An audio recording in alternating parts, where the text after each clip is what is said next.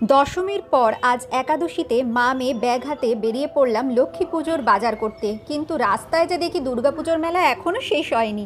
তাই মেলা দেখে একটু দাঁড়িয়ে পড়তে হলো, এটা সেটা জিনিস দেখে আর কয়েকটা জিনিস কিনে আমরা হাঁটছি। আর সেই পথেই দেখতে পাচ্ছি যে মা দুর্গাকে এখানে বিদায় জানানোর জন্য প্রস্তুতি চলছে। মণ্ডপ ফাঁকা করে মা এখন চলে যাবে তার শ্বশুর বাড়ি।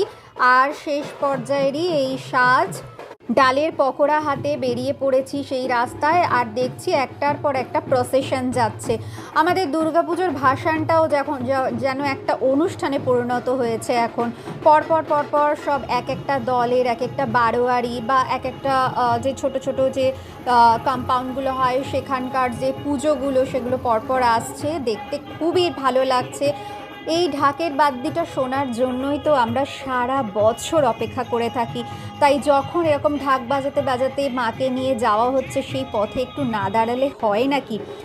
দেখে কিন্তু রাস্তায় তোমরা বুঝতেই পারবে না যে আজকে একাদশী, দশমী শেষ হয়ে গেছে।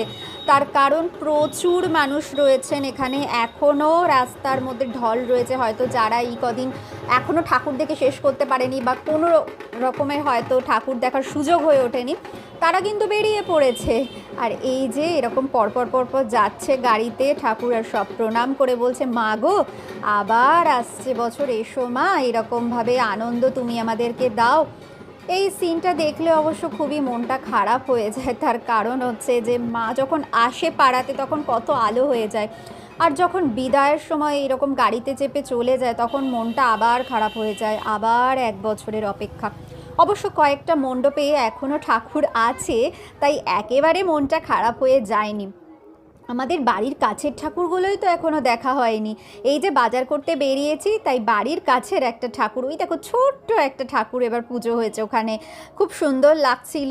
যেন মনে হচ্ছে কোনো বাড়িরই ঠাকুর, বা যেরকম বাড়িতে আর কি এক চালার এরকম ছোট ঠাকুরগুলো পুজো করা হয়, কিন্তু এটা হচ্ছে আসলে একটা বারোয়ারি ঠাকুর। ওই যে আর একটা দল এসছে, আর এই যে যখনই কোনো গাড়ি আসছে মা দুর্গা প্রতিমা নিয়ে, তখনই একটু একটু করে দাঁড়িয়ে পড়ছি আর মায়ের রূপটা চোখ ভরে দেখছি আমি আর মা।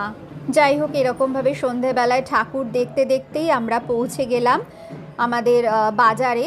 আর এই যে আলো, এই আলো আবার সেই এক বছরের অপেক্ষা, যেখানে চারপাশটা এত আলো, এত আনন্দ নিয়ে আবার ঠাকুর আসবে। তো এই ঠাকুরটা দিয়েই আমরা শুরু করেছিলাম চতুর্থীতে।